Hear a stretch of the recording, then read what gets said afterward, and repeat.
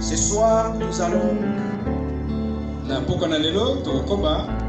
parler sur le troisième point de la définition.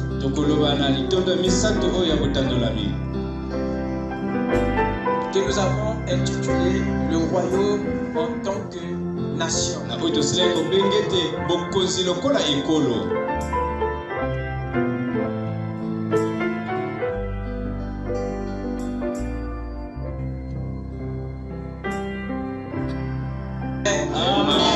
Que le Seigneur vous bénisse. Je vous salue tous dans le précieux nom du Seigneur Jésus-Christ. C'est encore un plaisir pour nous de nous retrouver. C'est une grâce que le Seigneur nous a donnée d'être encore compté parmi les vivants. Amen. C'est pourquoi nous voulons tirer profit de chaque opportunité qui nous accorde. Amen. Alors sans plus tarder, je vais vous inviter à vous lever pour lire les Saintes Écritures. Nous allons lire à deux endroits. D'abord dans Job 38, le verset 1 à 7. Ensuite, nous prendrons Ephésiens 3, le verset 14 à 15.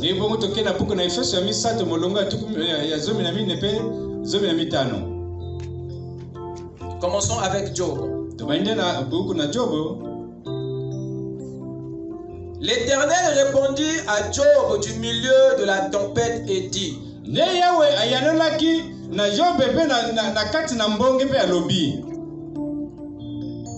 Qui est celui qui obscurcit mes desseins par des discours sans intelligence, s'enterrer comme un vaillant homme? Je t'interrogerai et tu m'instruiras. Où étais-tu quand je fondais la terre? Où étais-tu quand je fondais la terre? Dis-le si tu as de l'intelligence. Qui en a fixé les dimensions? Le sais-tu? Ou qui a étendu sur elle le cordeau? Sur quoi ces bases sont-elles appuyées? Ou qui en a posé la pierre angulaire?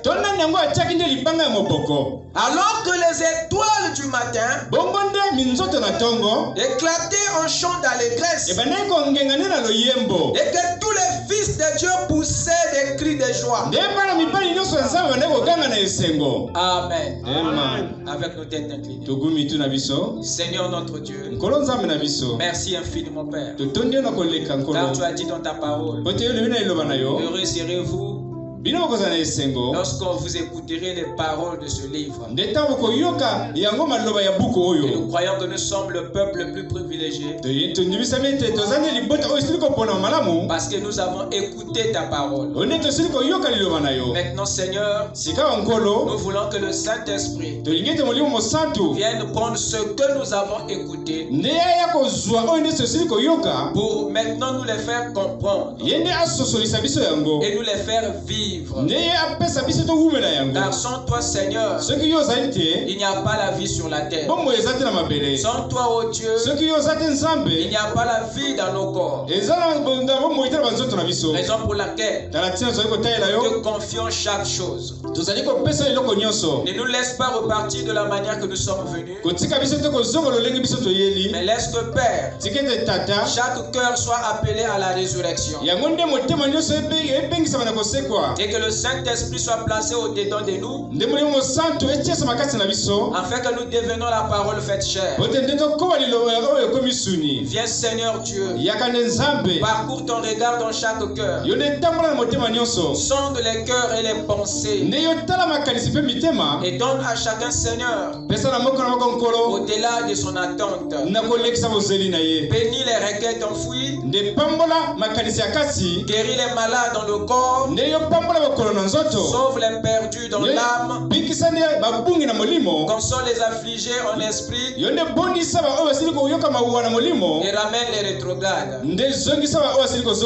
Pour le reste, Seigneur, que ta parole et ta présence puissent se mouvoir dans cette pièce, précisément dans nos âmes, dans le nom qui ne faillit jamais, le nom du Seigneur Jésus. Nous t'avons ainsi prié. Amen. Je vous prie de vous asseoir pendant que nous ouvrons dans le livre d'Éphésiens au chapitre 3, le verset 14 à 15.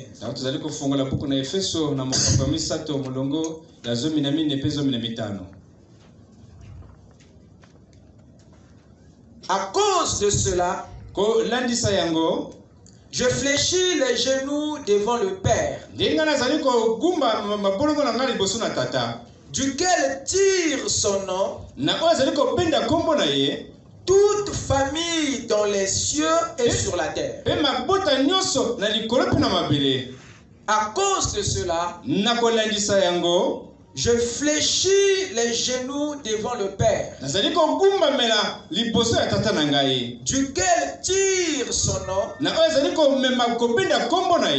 toute famille dans les cieux et sur la terre. Que le Seigneur ajoute les bénédictions à la lecture de sa parole. Amen. Amen. Amen. Ce soir, nous allons parler sur le troisième point de la définition.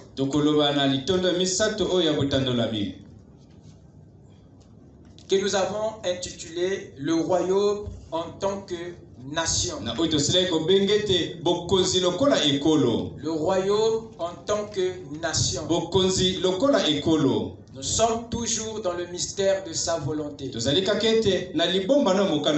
Précisément dans qu'est-ce que le royaume. Amen. Amen. Amen. Amen. Amen. Ce soir, j'aimerais encore attirer votre attention. Ce sujet, je l'ai introduit le mardi. Et j'aimerais quand même que vous me donniez toute votre attention. Parce que nous parlons des choses difficiles. Parce qu'il n'est pas donné à un homme de connaître les choses de Dieu. Sinon Dieu lui-même dans l'homme, pour révéler ces choses. Amen. Amen. Et si nous nous hasardons dans ces domaines éternels, c'est parce que Dieu nous a envoyé un ange qui est rentré dans son économie et qui nous a apporté la chose. Et qui nous a dit que le chemin du lieu très saint est ouvert. Si tu ne peux pas te contenter du témoignage qu'on t'a apporté, toi-même tu peux t'y rendre et obtenir ton propre témoignage, qui ne sera jamais différent de celui qu'on t'a apporté. Alors le lieu très saint est ouvert, qui nous donne à nous tous le droit à cet exode. Quelqu'un peut dire Amen. Amen. Nous voyons ici Dieu qui interrogeait Job s'il avait une idée de l'endroit où il était quand Dieu fondait la terre. Dieu était en train d'interroger Job. À savoir si Job avait une idée de là où lui il était quand Dieu fondait la terre. C'était une grande question. C'était une question difficile posée à un humain au sujet d'un domaine que même son cerveau ne peut même pas réfléchir. Que même sa pensée ne peut même pas atteindre. C'était une façon pour Dieu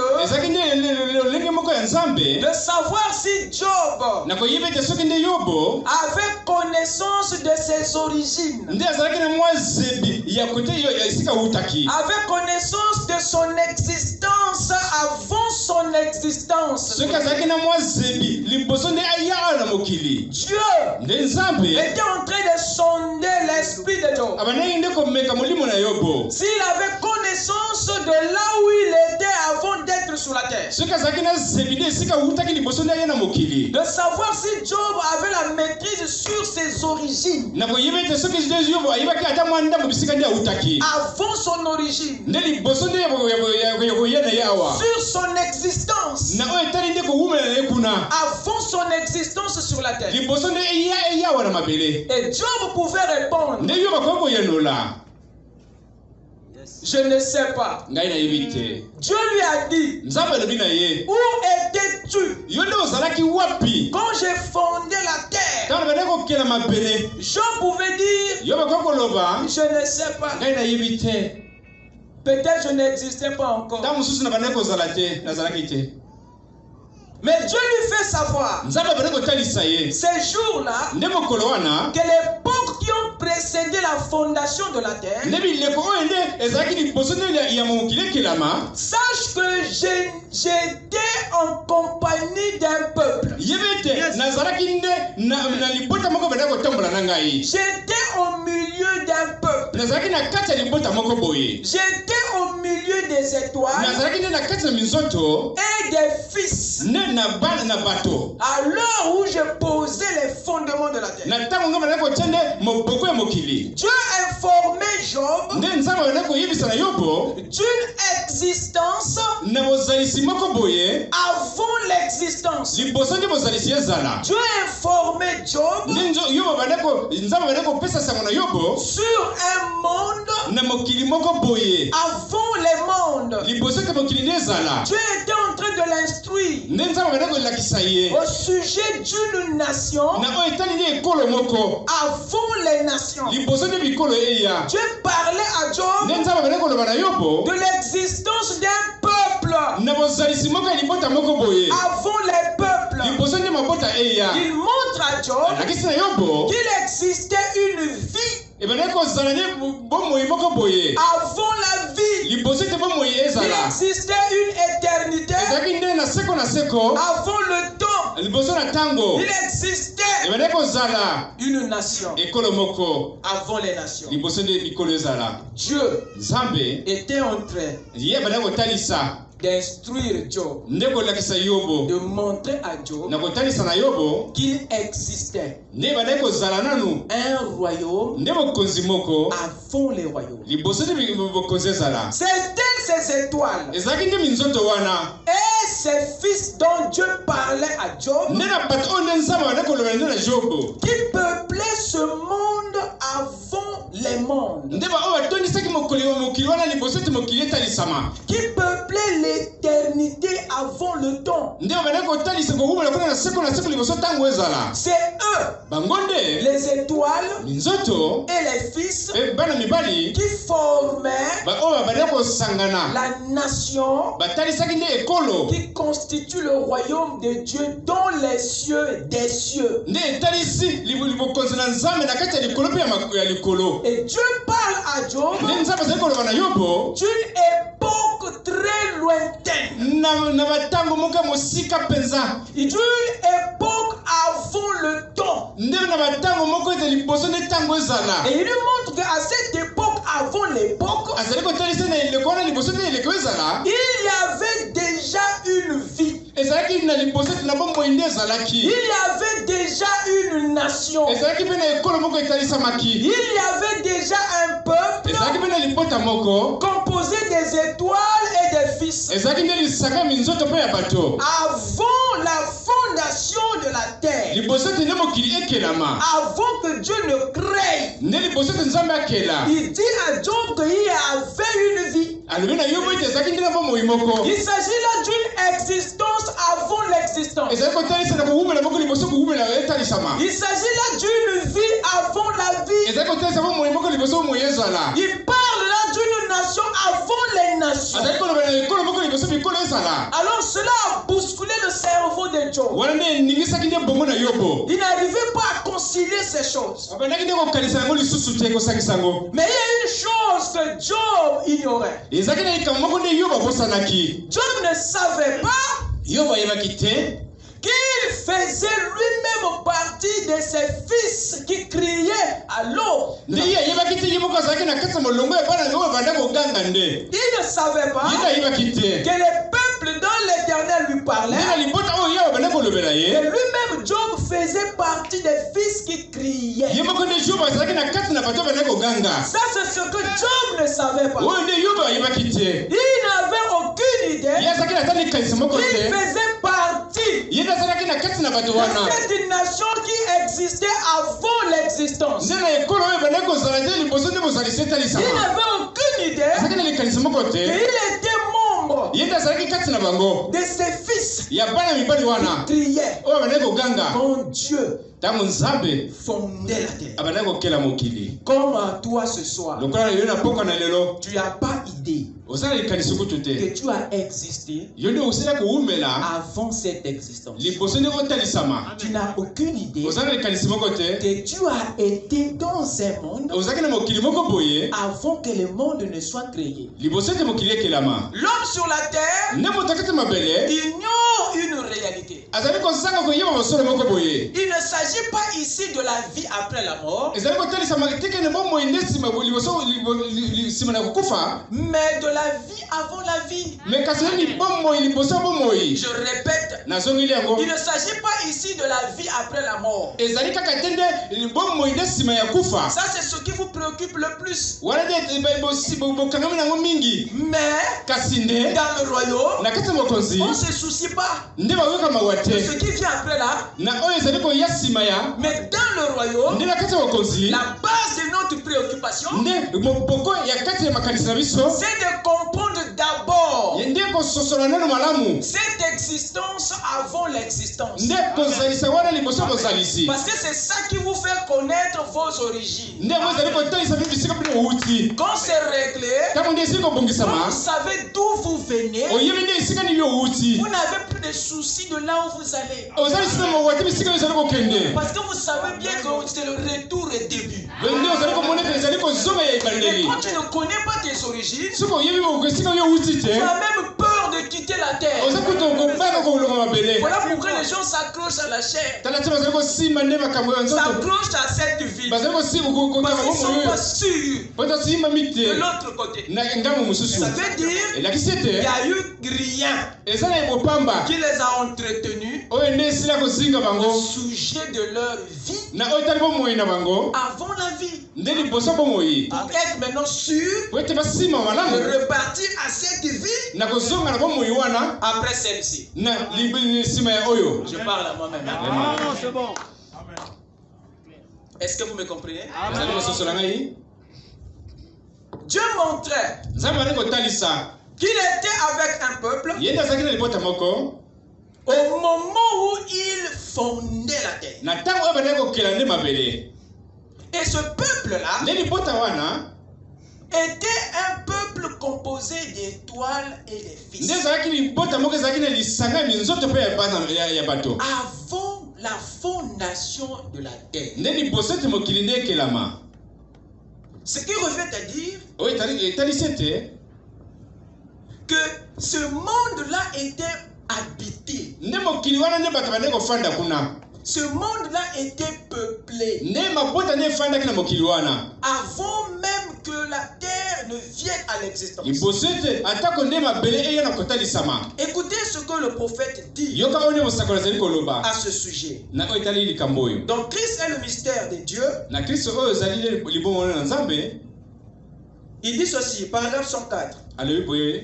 Donc, à mon avis, la première chose qu'il a créée, ce sont les anges. Et alors, ils l'ont adoré. C'est ce qui a fait de lui Dieu. Et ça a été son point de départ. C'est ce que j'ai essayé d'expliquer, de développer dans des messages précédents. Bon, alors, quand les anges ont commencé à adorer, c'était avant qu'il y ait même une molécule dans la terre. Il n'y avait rien.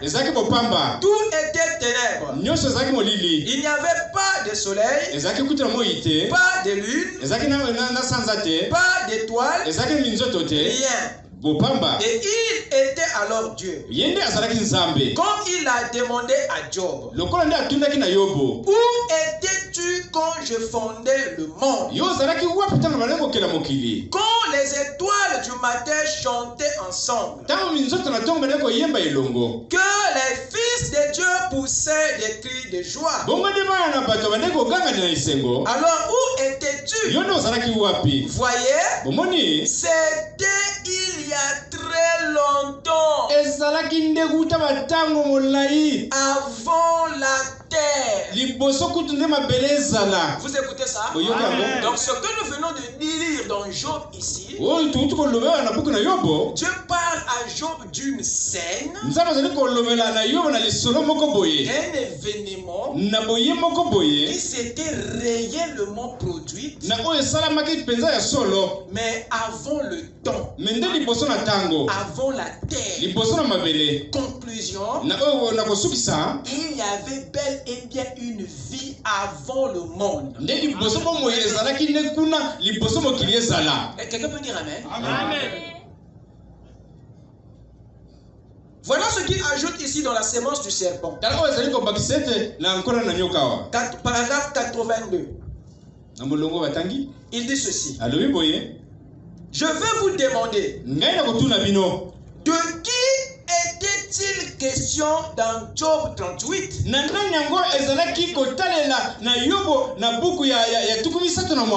Quand il a dit, où étais-tu quand j'ai fondé la terre? Quand les étoiles du matin chantaient ensemble, et que les fils de Dieu poussaient des cris de joie, de qui était-il question? Qui étaient ces fils de Dieu qui poussaient des cris de joie? Avant la fondation de la terre, Dieu nous dit qu'il était en compagnie d'un peuple. Et ce peuple était composé d'étoiles et des fils. Et le prophète nous pose les questions. Qui étaient ses fils? Il laisse les étoiles. Il ne nous demande pas ici au sujet de qui étaient ces étoiles. Non. Parce que ce n'est pas en rapport avec nous. Les étoiles ne sont pas en rapport avec nous. Le prophète prend la partie qui vous concerne. Et il vous pose la question. Qui était ces fils de Dieu qui poussaient des cris? Parce que beaucoup ici sur la terre pensent que les fils de Dieu et les étoiles du matin étaient tous les deux des anges. Et beaucoup ont cru ça. Mais ici je vous apprends, il y avait deux groupes qui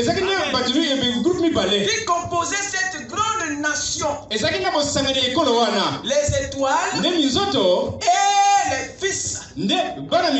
Nous sommes un fils Nde biso tozali pa na Nzambe. qui poussait des cris de joie là-bas. Babane ko ganga nde kuna. Dites amen. Amen. Et les anges Nde ba mwanze étaient ces étoiles bandaki nde banzoto wana. qui chantaient. Babane ko yemba. Dites amen. Amen. Parce que dans notre royaume, Pena bokonzi na biso. les hommes ne sont pas seuls. Nde bato baza bango moko Il te. y a aussi des anges. Baza pena ba mwanze. Dites amen. Amen. Voilà pourquoi Talatina votre vie, bomwe na bino. vous la partagez avec les anges. Ozali ko kabala mona ba mwanze. La Bible ne dit-elle pas Biblia bino bikutu te. que les anges de Dieu campent autour de ceux qui le craignent? Nde bana Nzambe bazali ko tambola na ba bazali ko banga Mais ye. ils font quoi là dans ta vie Bazali ko sali bomwe na yo. si vous ne partagez pas le même royaume? Soko bazali ko kabala bokonzi moko te. Vous ne connaissez pas Bino nde oyebi te. les peuples de votre royaume. Nde mabota ya bokonzi na bino. Les chrétiens Nde mo Kristo sont très peu instruits nde bazapesa malakisi moke sur le royaume. na oyetali bokonzi. Ils ne connaissent pas Bango bayebi te. les composants de leur royaume. Nde oyo nyonso ezali kosangisa kuna bokonzi. Vous pensez que vous êtes seul? Ozali kokanisa boza bino moko. Lorsque Élisée était à Dothan Nde Elize ta bazalaki na kuna na mboka wana. et que l'armée assyrienne était venue, Nde mapinga wana basiri eyaki. quand il sort de la maison, Ntango bapimi na ndako. il voit la destinée. Nde amoni ete mapinga etelemi. L'autre Géasi était en train de trembler. yokwaki asi abandi kolenga. Il lui dit calme-toi. alibi ete fanda sui. Nous ne sommes pas seuls. toza biso moko te. Géasi regarde. Géasi atali. Il regarde. Atali. Même les voisins n'étaient pas là. ata kuti bafaza basalaki te. Il dit mais le vieux là c'est la vieillesse ou quoi? yango batata osili konuno to nini. Il dit répète. zongela. Il dit nous ne sommes pas seuls. toza biso moko te. Il dit Élisée retourne un peu tout de suite. yotala nano kutu pembeni. Élisée retourne. abaluki. Il retourne. abaluki. Il dit ne t'ai-je pas dit que nous ne sommes pas seuls? ngai nayebisi yo te toza biso moko te. Géasi dit est-ce que tu vois quelqu'un? Même les voisins ne sont pas là. yo ozali komona mutu ata kuti bata pembeni bazali te. Élisée lui dit oh non. ya Elisa lobi tika. Je ne parle pas de ce royaume-ci. na balona na mokonzi oyo te. Je parle du royaume d'où nous venons. nakakona na mokonzi esika biso touti. Géasi dit oh. yenkiaza kamwe. Mais tu es juif comme moi, non? yo ozali koyuda lokola ngai. Ah, Élisée se tourne et dit Seigneur, alobi nkolo. si tu peux l'ouvrir les yeux. soko mpo kofungola ye miso. Oh, je prie que Dieu ouvre nos yeux ce soir. yenafungola miso na bino. Parce que nos yeux étaient fermés. kote miso biso ezalaka kokangama. La religion avait fermé nos yeux nde nosala bosala kokanga miso na en biso. ce qui concerne les réalités du royaume. na oyetali bosolo ya bokonzi. Voilà pourquoi vous ne connaissez pas votre monde d'origine. tala ntina boyebi mokili bosika bowuti te. Nous sommes aveuglés nde tosili kokufa miso. et nous réglons le problème nous-mêmes. tozali kopokisa makambo miso Parce que moko. vous pensez que vous êtes seul face à vous-même. mpo ozali kokanisa toza yo moko liboso ya Oh, makambo. dites Amen. Amen. Mais ce soir, nde na pokwa na Dieu lelo. va ouvrir les yeux nzambe kofungola miso na à bino. tout un chacun de na vous moko na moko kati na bino. afin d'être conscient po ete osimbama. de la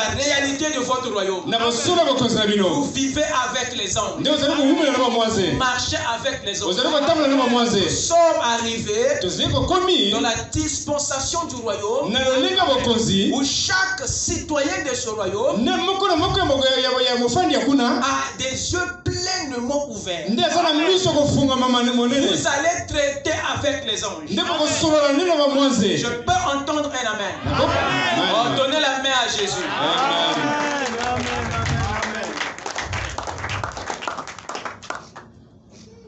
Il pose la question. atuli mutuna. Qui étaient ces fils de Dieu qui poussaient des cris de joie? banani yango bazalaki bana na nzambe bazali koganga na esengo. Frère Madame vous pose cette question. ndeti kopana na batuli motuna oyo. C'est pour que votre confusion finisse. po ete mobulu na bino kozanga oyeba nde esila. Vous avez toujours attribué ces fils aux anges. nde bino opesaka bana bato na bamwaze. Mais parce que le prophète vous montre que na nzela moko nde mosakoli azali kotalisa. vous avez existé avant cette vie. nde bino bosala kowumela ete liboso bomoyo ezala. Il continue. akomi lisusu. Qui étaient ces fils de Dieu qui poussaient des cris de joie? banani yango bana na nzambe nde koganga na esengo. Jésus leur a dit, yesu alobaki na bango. je me réjouis avec vous. nazali kosepela elongo na bino. Je me réjouissais avec vous na banda kosepela na bino. avant la fondation du monde. liboso nde mokili ezala. Comment ça? ndenge nini wana. Que toi tu te réjouissais avec nous yo nde banda kosepela na biso.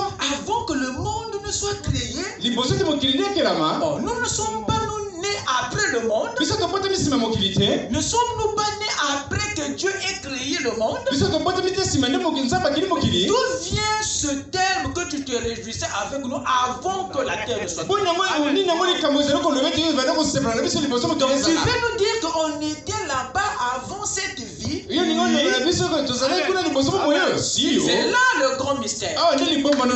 Parce que vous répétez une forme qui vous dit que la vie seule ne peut exister que sous la forme que vous avez. Je vais arriver.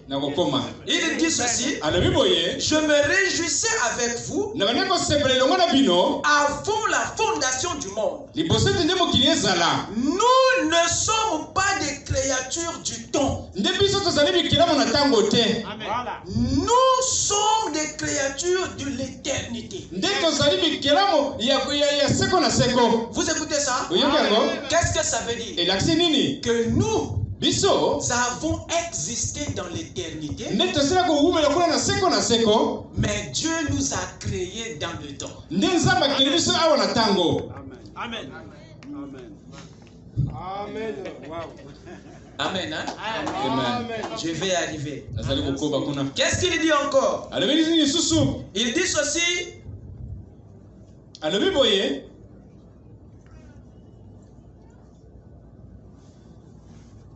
Au premier paragraphe de la même brochure, il dit ceci: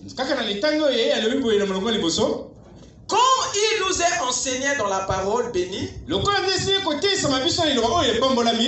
que nous étions en communion avec lui avant la fondation du monde. Alors que les étoiles du matin chantaient ensemble, et que les fils de Dieu poussaient des cris de joie. Il y a très longtemps, dès avant la fondation du monde, qui est ce qui nous dit que ce n'est pas précisément à ce moment-là que l'agneau a été immolé? Quand Dieu, dans sa grande pensée, nous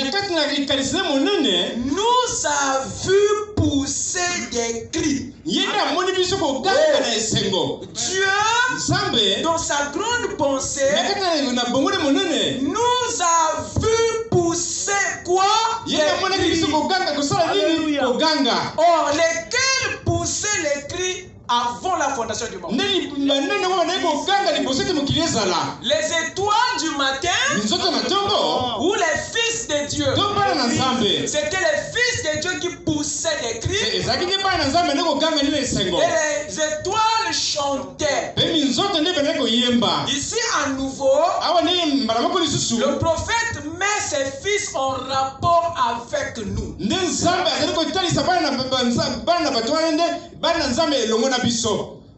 Et nous réjouir de notre salut en Jésus. Donc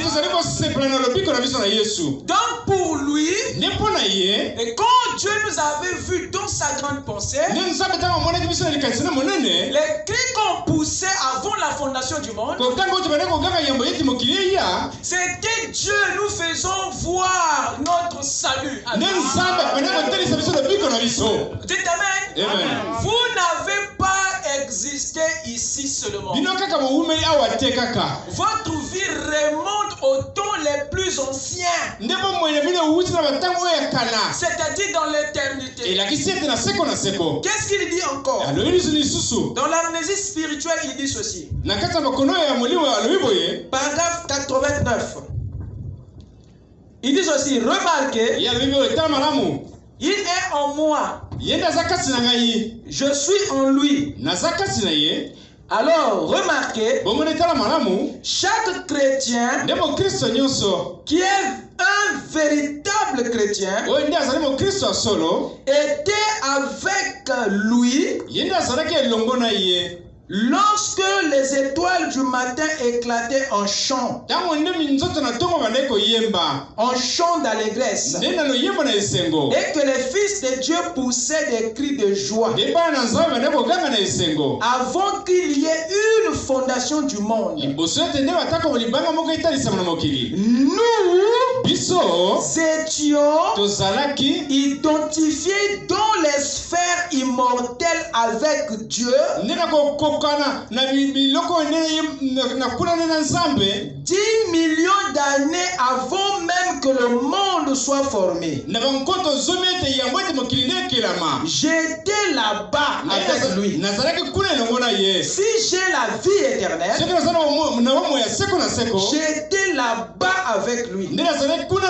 Alors que les étoiles du matin éclataient en chant d'allégresse, et que les fils de Dieu poussaient des cris de joie. Donc si je suis chrétien qui a la vie éternelle, ça veut dire que tu as existé avant le temps. Tu étais avec lui là-bas. La vérité est que notre existence n'a pas commencé dans Genèse 1, 26. N'a pas commencé dans Genèse 2, 7. Voilà la vérité. Nous n'avons pas existé à la création. Nous n'avons pas existé à la formation. C'est notre création qui s'est fait dans Genèse 1, 26.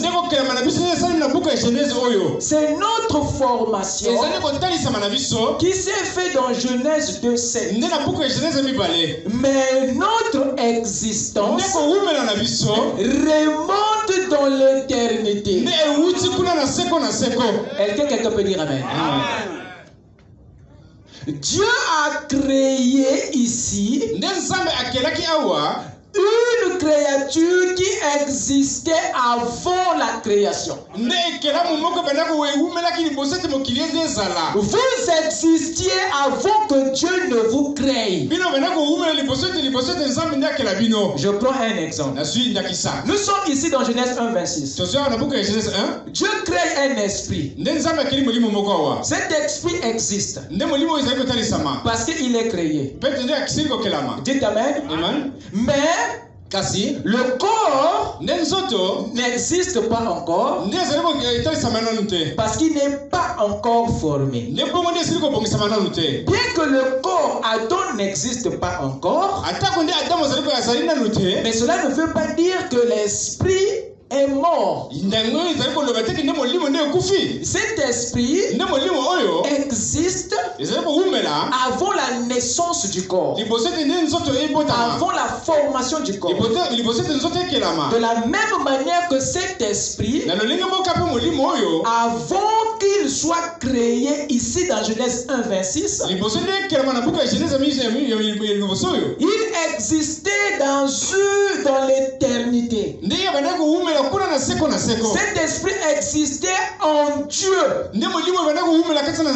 avant le temps. Le problème est que ici dans l'éternité, cet esprit n'existait pas sous la forme esprit. Mais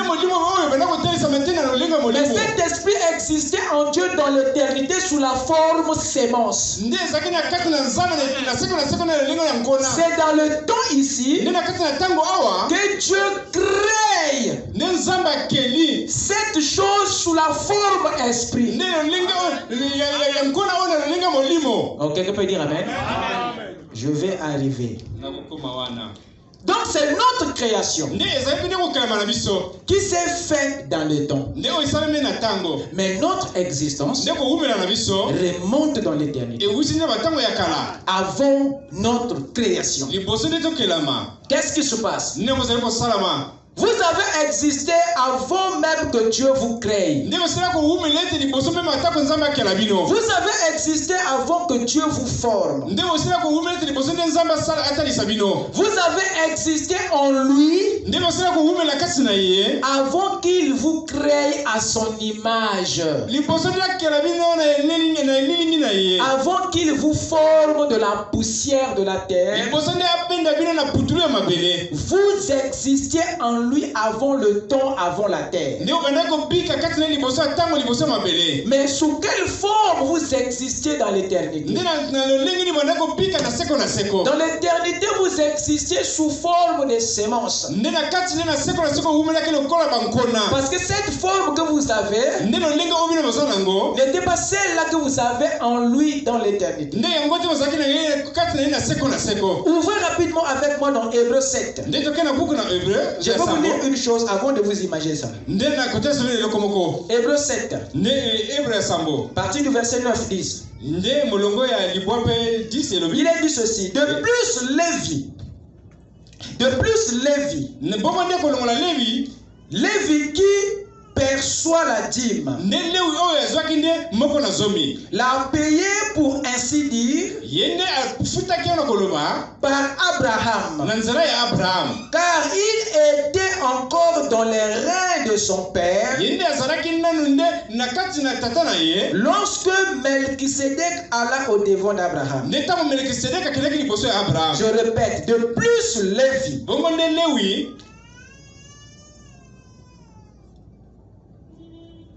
qui perçoit la dîme l'a payé pour ainsi dire par Abraham, car il était encore dans les reins de son père lorsque Melchisédek alla au devant d'Abraham. C'est là où se trouve le problème. Alors suivez-moi attentivement pour comprendre ce concept de l'existence avant l'existence. Qu'est-ce qui se passe? Frère Machocho, tu peux venir. Jeune homme, s'il te plaît, viens. Le fils de Machocho. Suivez-moi attentivement pour comprendre le concept du temps et de l'éternité. Nous avons ici une image. Vous avez là cet homme qui vit, qui marche, mais qui a en lui cet homme qui est derrière lui. Mais ce garçon que vous voyez existait dans ce temps, mais pas sous cette forme.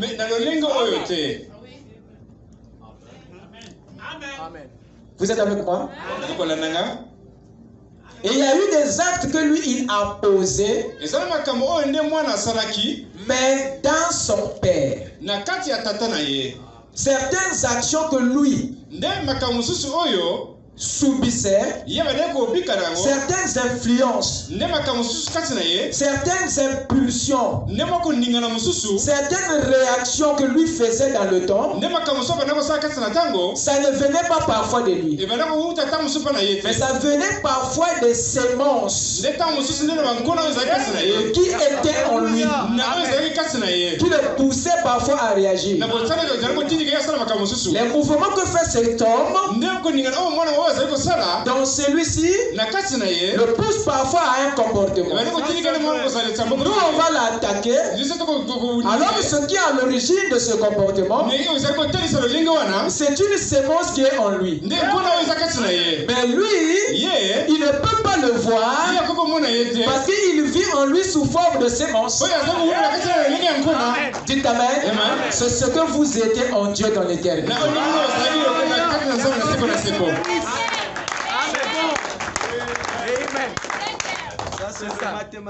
Alors qu'est-ce qui s'est passé? Et cet homme-ci, à un moment de la vie, il va s'attraper une femme dans le but de connaître, de toucher, de découvrir les semences qui sont cachées en lui. Mais s'il ne trouve pas une femme, il ne peut pas voir qui vit en lui. Oh, je parle à moi-même. Dieu aussi. Chacun de vous était une pensée de son esprit. Ou là-bas dans l'éternité. Chaque ange, chaque femme, chaque homme était une sémence spirituelle en Elohim. Et c'était vous qui étiez en train de guerroyer en lui. Vous lui fassiez la guerre pour qu'il vous exprime. Vous êtes la cause de la création du temps. Vous lui avez fait tellement une pression qu'Elohim est obligé de créer le temps pour vous vomir afin qu'il te serre la main. À ce moment-là, le Père peut maintenant toucher physiquement le Fils qui était en lui. Et c'est dans le temps qu'Elohim nous a vus à quoi on ressemblait. Mais nous existions en lui sous forme de sémences, mais pas sous forme si. Ce bon jeune homme existait dans ce temps, mais pas sous cette forme. C'est impossible de le prendre et de le ramener ici. Voilà pourquoi Nicodème a dit à Jésus, les frères sont répartis dans le sein de ma mère. Jésus a dit non. Tout amen. Donc vous ne pouvez pas voir ce homme sous cette forme en lui. Donc s'il faut le ramener dans son père, il doit perdre cette forme. Il doit se briser. Il doit perdre ce corps pour repartir à la source. Il doit revenir sémence pour repartir ici. Le retour à l'origine démontre un brisement. Dites amen. Nous devons perdre la forme du péché pour rejoindre la forme de la parole si on veut repartir au début. Quelqu'un peut dire amen? Que le Seigneur vous bénisse. Que Dieu te bénisse. L'époque qui a précédé la fondation du monde, c'était l'éternité. Et nous étions en Dieu sous forme de sémences, sous forme de pensées. Amen. Et Dieu maintenant s'est mis à créer. Il crée des choses qui existaient en lui avant la création. Il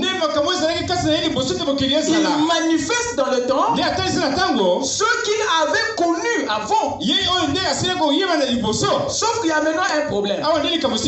C'est que dans le temps ici, il y a des créatures qui n'étaient pas ici, mais qui prennent seulement vie dans le temps. Dieu ne les a pas connus ici. Il y a ceux qui existaient, qui furent encore créés dans le temps. Mais il y a ceux qui furent créés dans le temps, mais qui n'ont jamais existé ici. Ce sont les dangereux. Dites amen. C'est des dangereux. Leur nature le révèle. Regardez, Gabriel. E-L à la fin. Michael. Elohim. Vous sentez que ça c'est la famille, hein? Il y a des liens là. Alléluia. Mais suivez, Lucifer. Il y a un problème. Lui, n'était pas ici. C'est une créature du temps. Mon frère Madame dit que nous ne sommes pas des créatures du temps. Mais nous sommes des créatures de l'éternité que Dieu a voulu manifester ou créer encore dans le temps. Quand cette vie dans le temps l'ont fait, vous continuerez à exister dans l'éternité. Conclusion. Même si Dieu ne vous avait pas créé dans le temps, même s'il ne vous avait pas formé dans le temps, vous existerez toujours en lui. Vous comprenez ça? Mais si Dieu, mais si vous n'existez pas en lui dans l'éternité ici, alors la création dans le temps ne vous ferait aucun bien. Il est mieux exister en lui dans l'éternité et ne pas être créé ou formé dans le temps. Peut-être créé ou formé sans exister en lui dans l'éternité. Oh, dites amen. Amen. Il est possible que quelqu'un existe sans pourtant être créé. Tu peux exister sans pourtant que tu sois formé. Tu peux être créé ou tu peux exister sans pourtant être né. Oui. Amen. C'est fort ça. Amen. Je répète.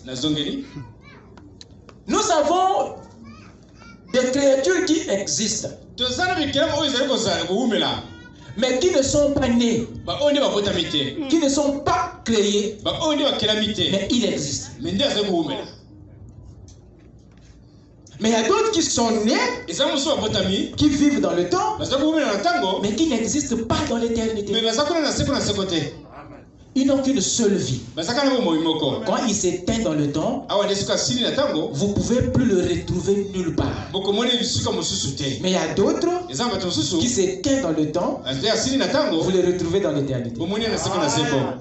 Mais il y a des gens qui sont dans l'éternité que vous ne verrez jamais dans le temps. Mais ils sont dans l'éternité. Il y a d'autres qui sont dans l'éternité que Dieu a encore amené dans le temps. Et quand ils s'éteignent dans le temps, ils partent dans l'éternité. Amen. Ne vous réjouissez pas de cette naissance, mais réjouissez-vous de cette autre naissance, parce qu'elle est au-dessus. Quelqu'un peut dire Amen. Amen. Donc nous sommes un peuple, une nation qui existait en lui avant le temps, là dans l'éternité. Nous étions des semences étoiles, des semences fils,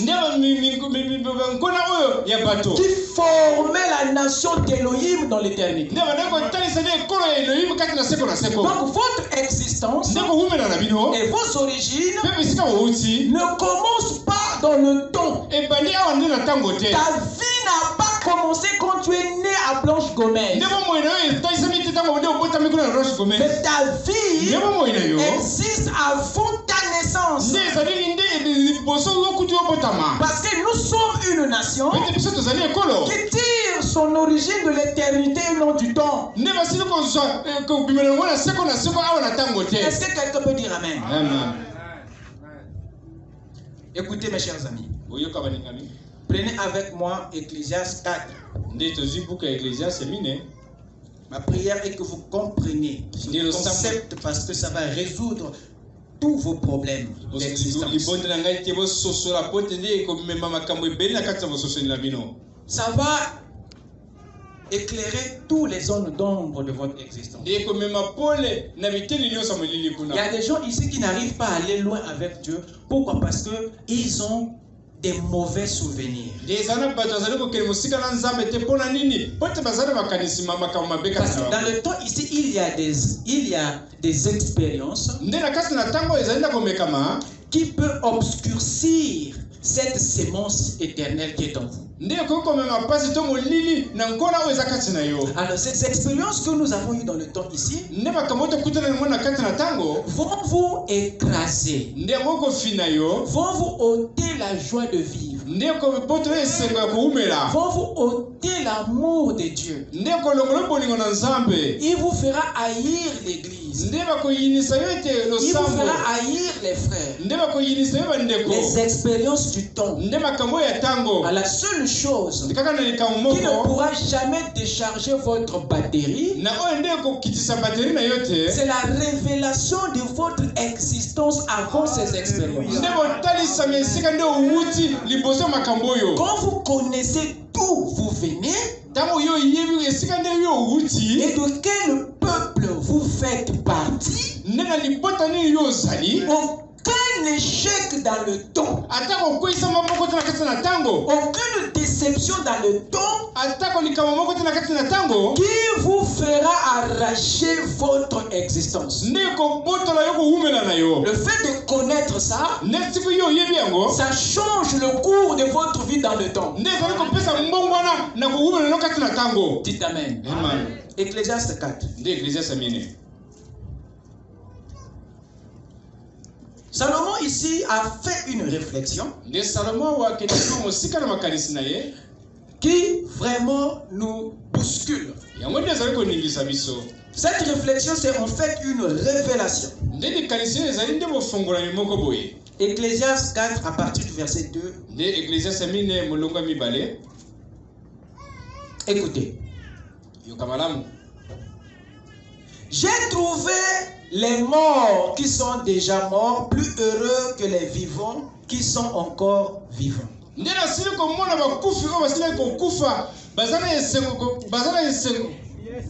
Vous n'avez pas écouté. Je n'ai pas trop d'espace ici, je descends pour que vous m'écoutez. Il dit ceci. J'ai trouvé les morts qui sont déjà morts, mais plus heureux que les vivants qui sont encore vivants. Oh, comment est mort peut encore être heureux? Là, je repars dans notre compréhension traditionnelle de la mort. Parce qu'un mort, c'est celui qui n'est plus en vie. Alors, s'il est encore heureux, ça veut dire qu'il existe encore. Est-ce que vous écoutez ça?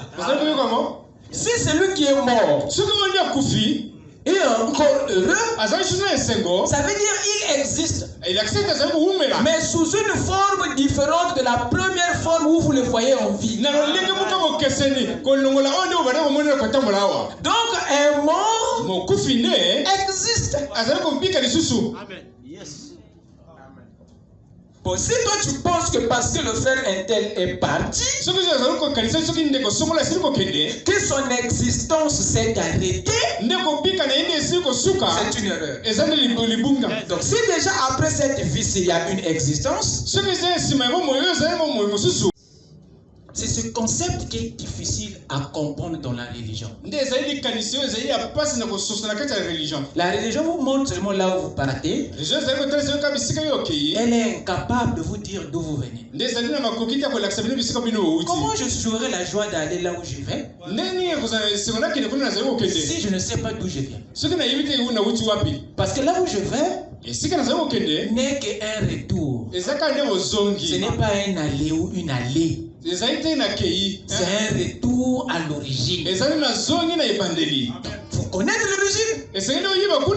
Parce que c'est l'origine qui est la destination. Dites Amen.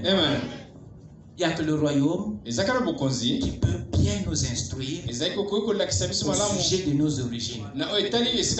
C'est lui qui nous dit que nous sommes une nation. Et ce statut, nous le revêtons pas dans le temps, mais dans l'éternité. Amen. Il dit qu'il y a des morts qui sont plus heureux que les vivants. Donc les morts existent. Il continue. Le verset 3, il dit ceci.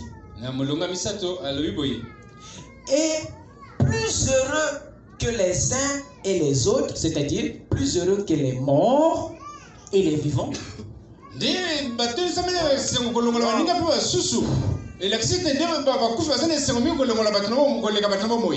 nous dit que les morts sont plus heureux que les vivants. Et nous apprenons que non, il y a une autre catégorie qui est plus heureux que les morts et les vivants. C'est quelle catégorie? Écoutez. Et plus heureux que les vivants et les morts, celui qui n'a point encore existé. Attends. Tu dis bien il n'a pas encore existé. Mais comment il est plus heureux que les vivants et les morts? Tu dis bien qu'il n'a pas encore existé. Comment se fait-il que le gars soit heureux plus que les vivants et les morts? Donc il va en réalité dire est plus heureux que les morts et les vivants, celui qui n'est pas encore né dans ce monde, celui qui n'est pas encore créé, celui qui n'est pas encore formé, qui n'a pas encore vu ce soleil, mais qui existe sous une autre forme, dans une autre dimension, et celui-là est plus heureux. Conclusion, il y a des vies qui ne sont pas encore nées. Alors ne dis pas qu'il n'y a pas une vie qui existe avant la naissance. Salomon parle de 3 catégories. Il parle des morts, il parle des vivants, il parle de ceux qui ne sont ni morts ni vivants,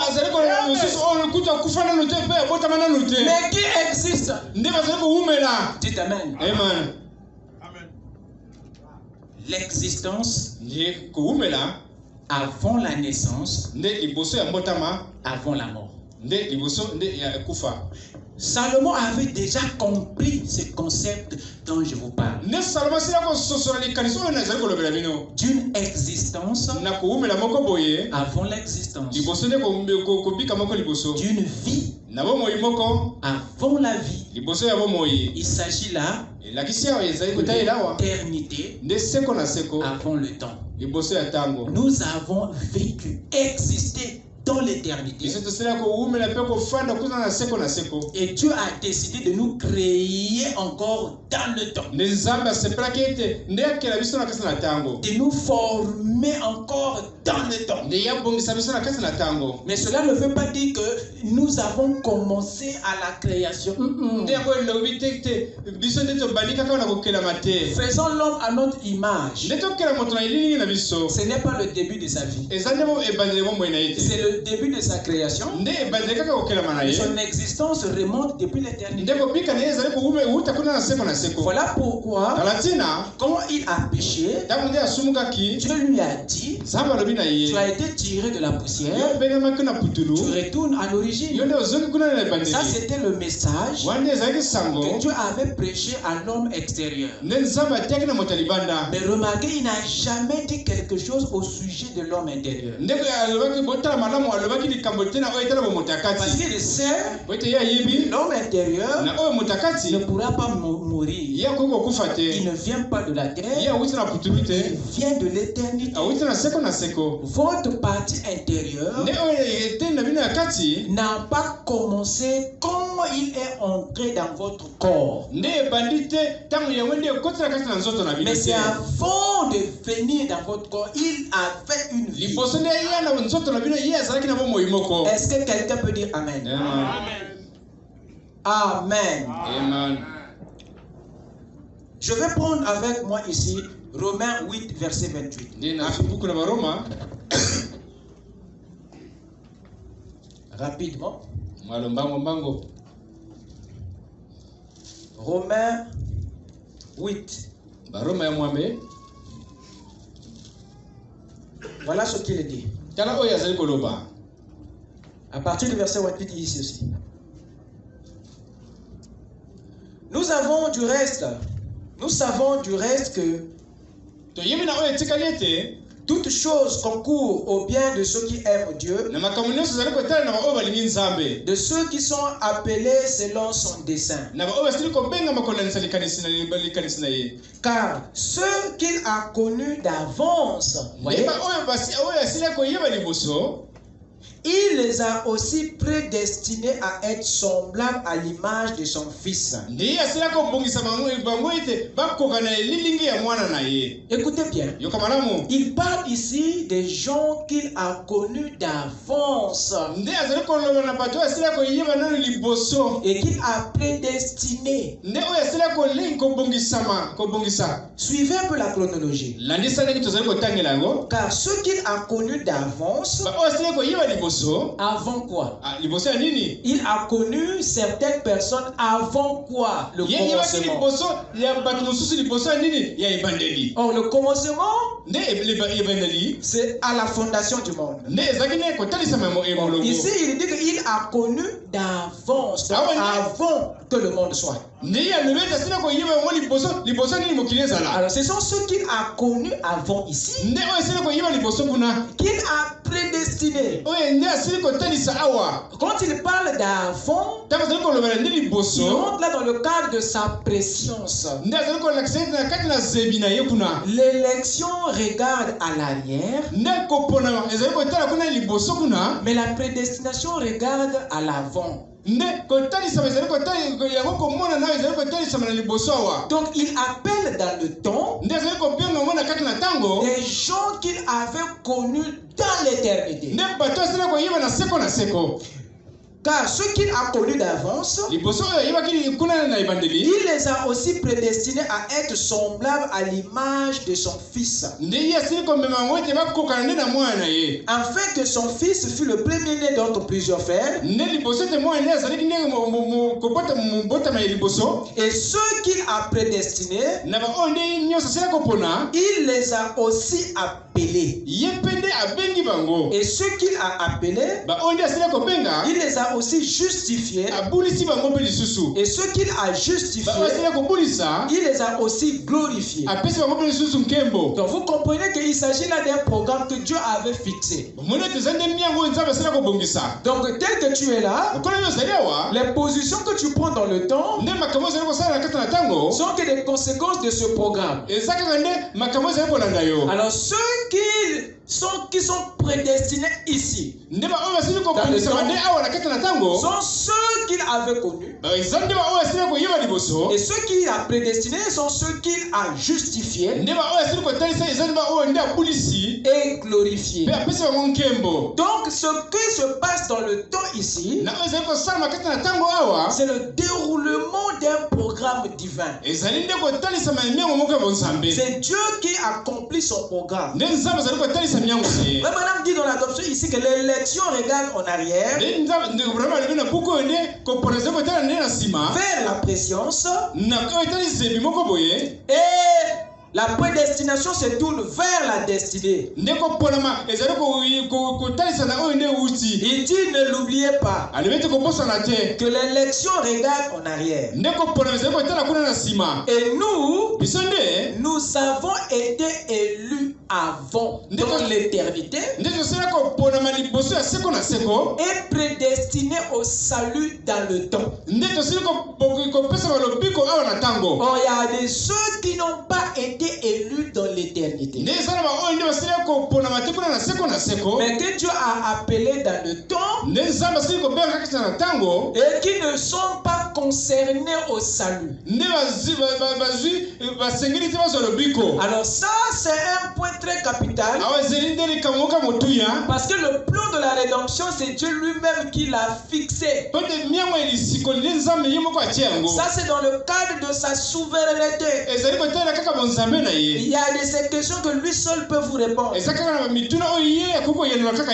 Alors je vais encore prendre ici dans Éphésiens 1 verset 4. Qu'est-ce qu'il dit ici? Il dit ceci: en lui, Dieu nous a élus avant quoi? La fondation du monde.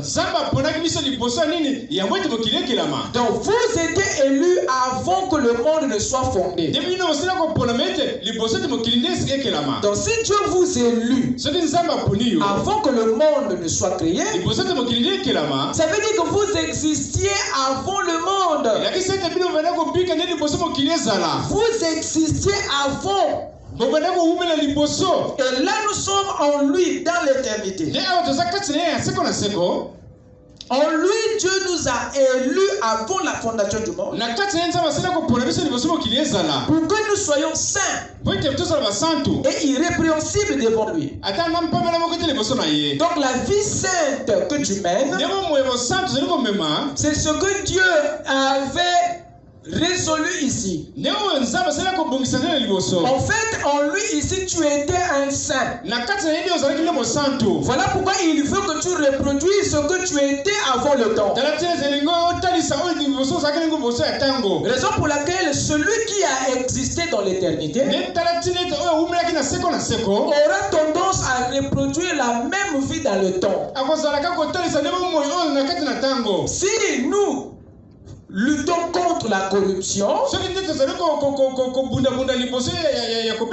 si nous sommes contre la souillure, c'est parce que ce n'est pas notre vie à nous depuis l'origine.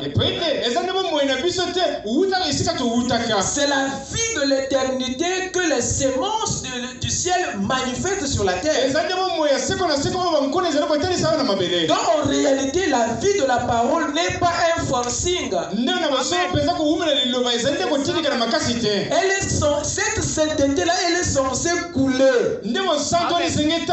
Parce que c'est ce que tu étais avant le monde. Et Dieu ne veut pas que nous ayons une autre vie après le monde, différent de celle que nous avions avant le monde. Donc quand vous voyez la parole venir, c'est juste pour nous dire: hey, les gars, c'était pas cette vie que vous avez avant. C'est pour remettre à la place notre vie originelle. Écoutez 1 Pierre 1 verset 20.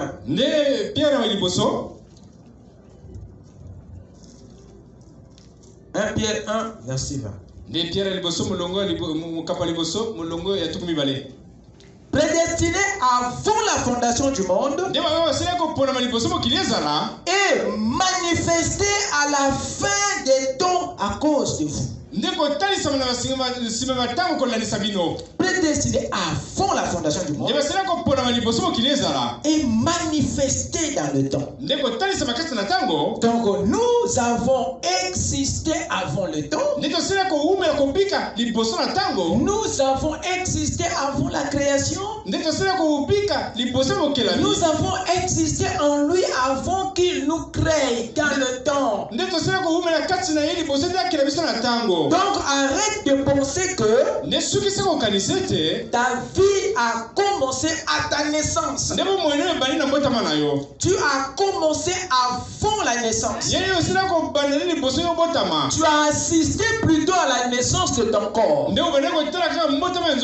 Parce que tu es un esprit qui avait une vie là-bas dans l'éternité, mais sous forme de sémence. Amen.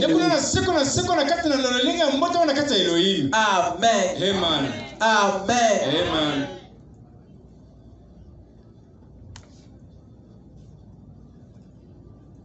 Alors, quand cela s'est fait, là, dans l'éternité, qu'est-ce que Dieu a fait? Il a voulu maintenant nous exprimer dans le temps. Et c'est là qu'il crée. Il crée les anges. Voyez-vous, les semences anges qui étaient en lui dans l'éternité, il les exprime dans le temps ici sous forme d'esprit. Alors il crée les anges, il crée aussi l'homme. Alors toutes ces semences éternelles qui étaient en Elohim dans l'éternité furent maintenant créées dans le temps, manifesté dans le temps, sous la forme de l'esprit, ici au commencement. Alors Dieu, en créant ces esprits qui ont existé en lui sous forme de sémences, il décide maintenant de faire descendre l'homme sur la terre dans des corps de chair. Et il retient les anges au ciel pour le servir dans des corps angéliques ou théophaniques. Alors la descente de l'homme dans la chair sur la terre n'est pas synonyme d'une rétrogradation. N'est pas synonyme de son infériorité par rapport aux anges. Non, monsieur. L'homme avait toujours sa supériorité. Parce que Frère Branham dit ici qu'il n'y avait pas une créature supérieur que Dieu avait créé ici. Remarquez ce qu'il dit, je vais vous le lire. Donc question et réponse sur les Hébreux, il dit ceci. Alors Dieu a fait descendre l'homme à un niveau un peu inférieur. Elle a placé dans la vie animale. C'est ce corps-ci qui est semblable à celui des animaux, pour qu'il puisse toucher. Cette théophanie ne touche pas. Elle ne voit pas, n'écoute pas, ne sent pas, n'entend pas. C'est ce que nous avons. Alors Dieu a placé l'homme là pour qu'il puisse toucher et sentir. Qu'est-ce qui se passe? Il amène cet esprit dans un corps de chair pour qu'il soit en contact avec la nature. Mais ce n'est pas pour le rendre inférieur aux anges. Parce que dans l'adoption ici, Frère Branham montre que l'homme était au-dessus des anges. C'est Dieu, lui, quand il est venu, qui s'est fait encore un peu plus inférieur à l'homme. Écoutez, il dit ceci. Et puis, tout à coup, il y a eu quelque chose qui était à l'image de Dieu. C'était un homme. Il n'y a jamais rien eu. Jamais dans le passé passer. Et il n'y aura plus jamais rien de créé qui soit supérieur à l'homme. Parce que l'homme est à l'image de Dieu. Donc sa descente sur la terre ne l'a pas diminué par rapport aux anges. L'homme est inférieur seulement par rapport à Dieu. Et pas par rapport aux anges. Est-ce que c'est clair? Là, il fut descendu dans la chair et pour accomplir le dessein de Dieu sur la terre. C'était pas une façon pour Dieu de les diminuer. Alors, remarquez avec moi dans cette dernière écriture que je vous prends.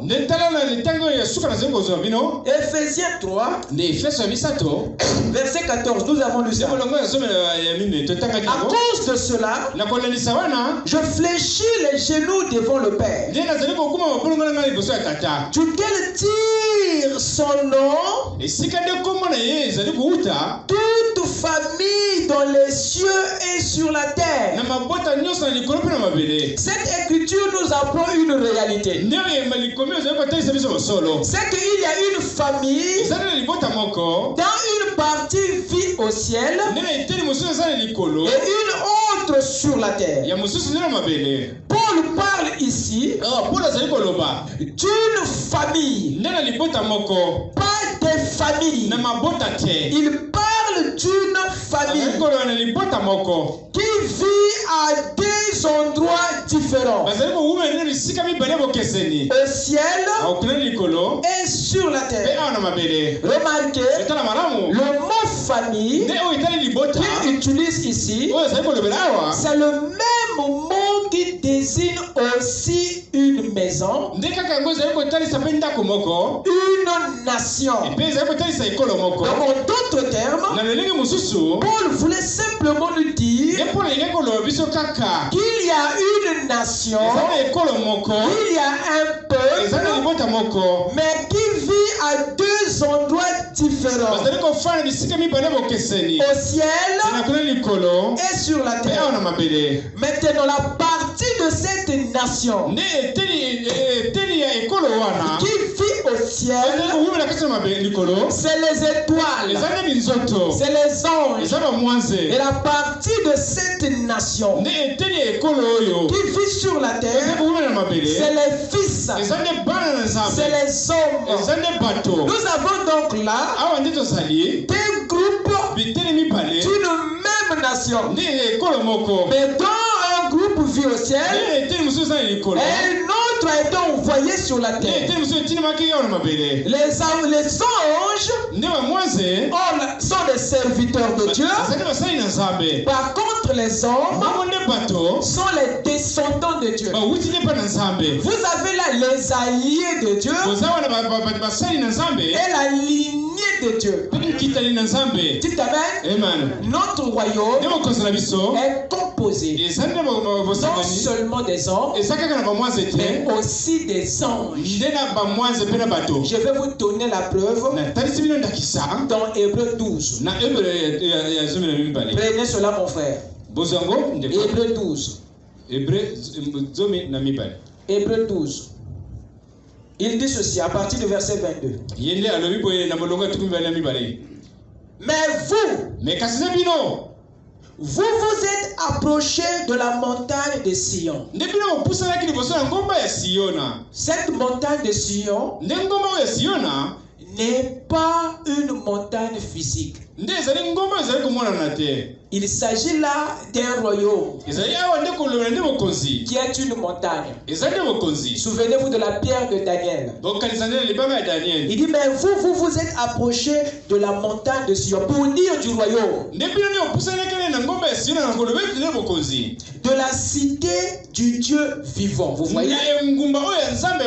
Donc cette montagne de Sion est une cité de qui? Du Dieu vivant.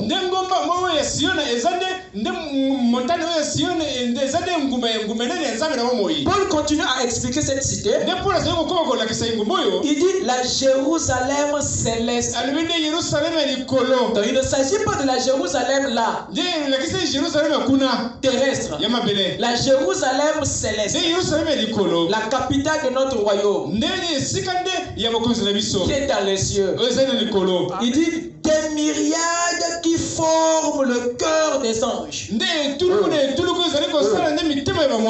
Dans notre royaume, dans notre Jérusalem, il dit il y a des myriades et des myriades d'étoiles.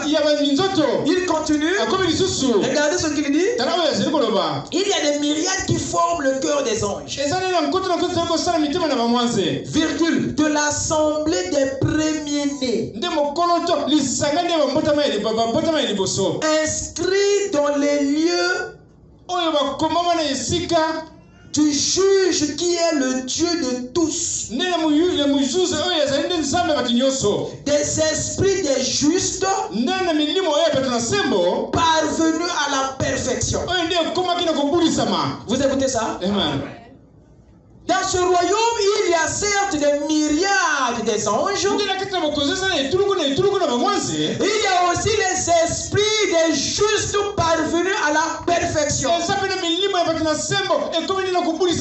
Il nous parle là d'un royaume composé d'étoiles et des fils.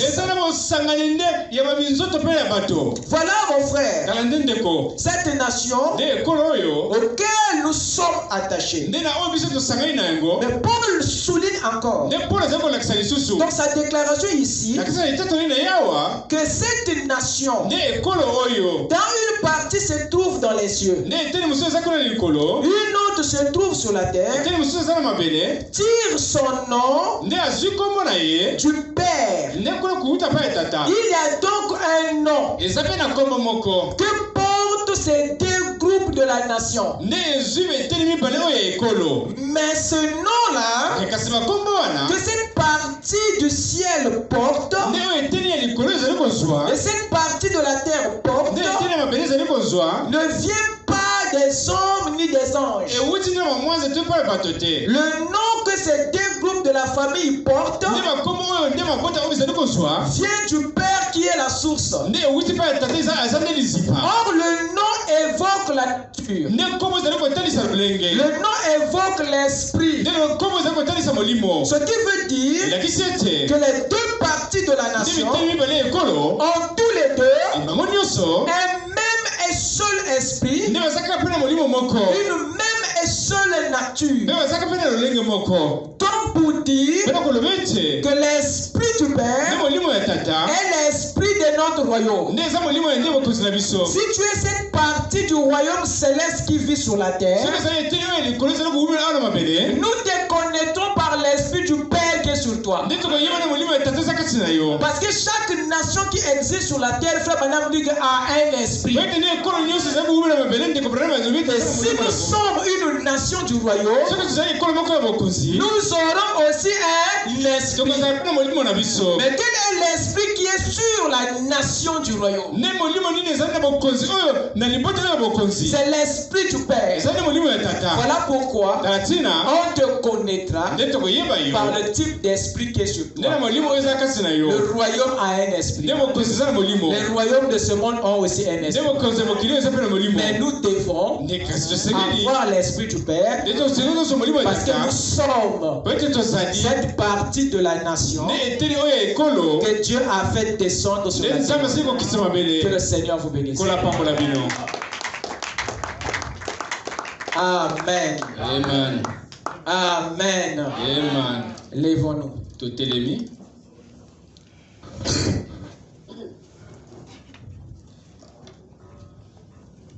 Avez-vous saisi vos origines? Raison pour laquelle nous portons l'esprit de la nation d'où nous venons. Cela annule l'esprit que nous avons reçu sur la terre. Nous sommes cette partie de la nation qui tire son nom du Père.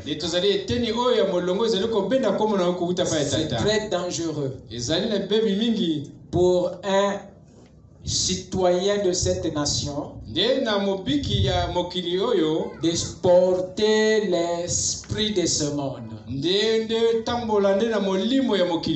Dans les jours qui vont venir, nous allons avancer pour décortiquer cet esprit du Père. Parce que dans cet esprit du Père, il y a la culture. Amen. Il y a la langue. Il y a l'histoire, il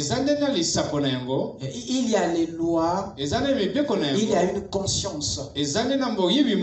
Parce que c'est cet esprit-là qui fait notre civilisation.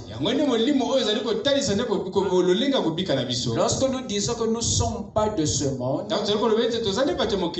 parce que l'esprit du royaume se voit en nous.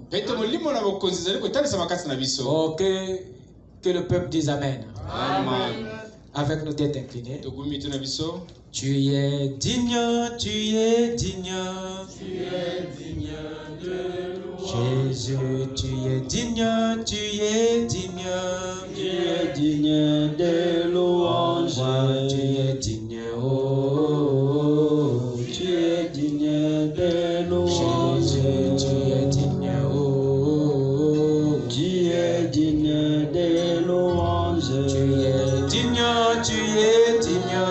Tu es digne, tu es digne, oh. Tu es digne de louange. Tu es digne, oh. Jésus, tu es digne, oh. Tu es digne de louange. Tu es digne, oh.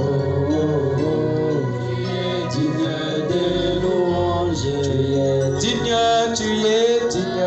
Tu es digne. Tu es digne, oh. Tu es digne de louange. Tu es digne, oh. Tu es digne de louange. Tu es digne, oh. Tu es digne de louange. Mon frère, ma soeur, si tu as une requête, lève simplement ta main. Si tu ne peux pas t'approcher de l'autel, lève simplement ta main. Alors qu'il est au milieu de nous, j'aimerais que nous puissions nous approcher de lui par la prière. Alors lève simplement ta main. Et Dieu qui voit le fardeau qui est derrière ton cœur, celui qui voit ce qui est derrière ta main, descendra pour le résoudre. Car lui, il nous a placés sur la terre. C'est pas pour que nous puissions vivre avec notre esprit, mais pour que nous puissions vivre avec son esprit. Voilà pourquoi il nous a donné un esprit de courage pour influencer le péché. Parce que nous sommes un peuple qui vient du ciel, mais nous avons été obscurcis au sujet de nos origines. Et ce soir, nous voulons nous dire par nos mains levées que Seigneur, nous revenons. Seigneur, nous revenons. Nous voulons que les liens qui ont été coupés se reconstruisent. Alors fais descendre sur nous ce soir ton esprit du royaume, afin que chaque homme et femme soit reconnecté à ton royaume. Dans la sortie d'ici, Seigneur, que nous puissions avoir l'esprit du royaume, avoir la culture du royaume, avoir la pensée du royaume, avoir les réflexes du royaume, avoir la vie du royaume, avoir le langage du royaume. Car c'est l'esprit du monde qui a déformé notre langage, qui a déformé notre démarche. Seigneur, nous voulons que ce soir, que l'esprit du monde tombe et que chacun soit revêtu de l'esprit du Père, qui est l'esprit qui était dans l'ange qui conduisait Moïse, qui est l'esprit qui était dans l'ange qui conduisait Paul, qui est l'esprit qui était dans le prophète, qui est l'esprit qui était aussi dans les apôtres, qui est le même esprit qui est dans les anges et dans les hommes. Seigneur, nous voulons nous aligner à ton royaume. C'est pourquoi, Père, je déclare impuissant l'esprit de ce monde et je le chasse de ce peuple dans le nom de Jésus. Laisse que, Seigneur, la colonne de feu puisse revenir sur ce peuple que tu as connu dans l'éternité. Et qu'à partir des moments de ce moment, Seigneur, que la culture du ciel, que la pensée du ciel puisse nous accompagner, Seigneur. Viens influencer ton peuple, parce que tu es le roi qui gouverne sur nous. Seigneur, ne nous laisse pas, Seigneur, marcher par nous-mêmes, mais que la colonne de feu qui est de retour dans ton épouse puisse prendre le leadership de la direction de notre vie, Seigneur. Tu as dit dans ta parole que les pas du juste sont conduits par l'Éternel. C'est parce que le juste est revêtu de l'esprit d'en haut,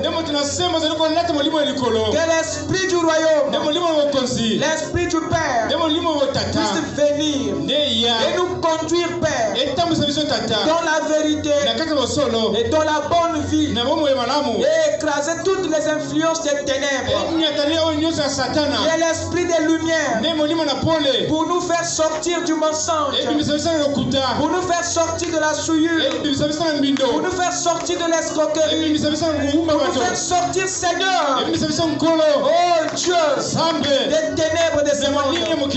Viens au Père Céleste, éclairer nos âmes de la manière que tu avais éclairé le monde au début, Père. Viens chasser nos ténèbres et viens régner sur nos cœurs. Je prie, Seigneur, que ce peuple soit délivré dans le nom de Jésus. Laisse que la chaleur du Saint-Esprit puisse réchauffer leur âme, Seigneur.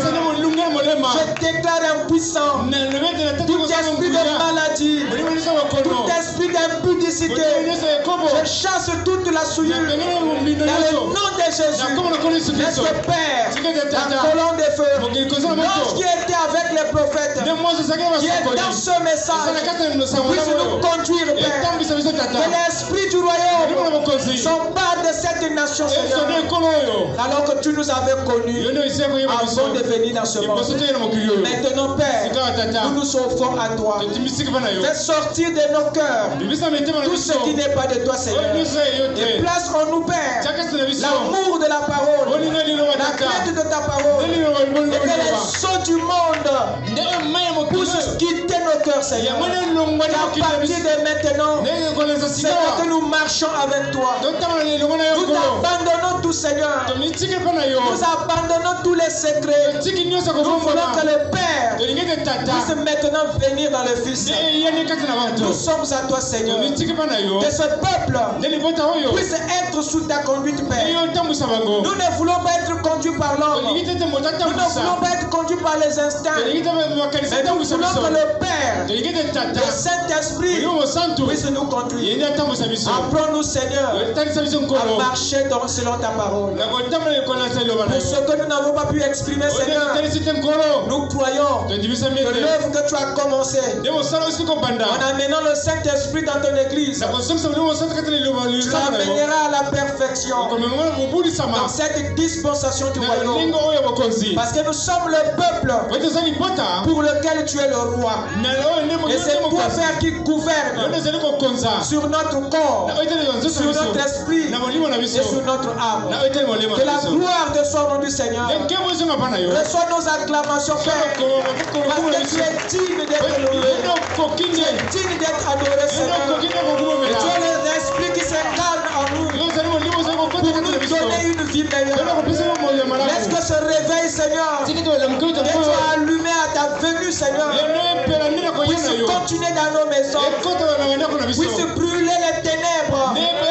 Seigneur Dieu Tout-Puissant, marche avec nous, Seigneur, et instruis-nous, Père, comment marcher dans ton royaume. Nous avons besoin de toi, Seigneur, car nous sommes fatigués de la religion, mais nous voulons du royaume et de ton esprit, Seigneur. Merci à toi de nous avoir aimés et élus avant la fondation du monde, et d'avoir permis à ce que le Fils meure à la croix pour nous nettoyer, afin que l'esprit du royaume, qui est l'esprit du Père, puisse revenir dans ce peuple que tu avais connu dès avant la fondation. Alors Dieu Tout-Puissant, nous te disons simplement merci pour avoir tenu promesse ce soir dans nos vies. C'est dans le nom de Jésus-Christ que nous t'avons ainsi remercié. Que tous ceux qui croient disent Amen. Que le Seigneur vous bénisse. Merci beaucoup pour votre patience. Nous sommes arrivés à la fin.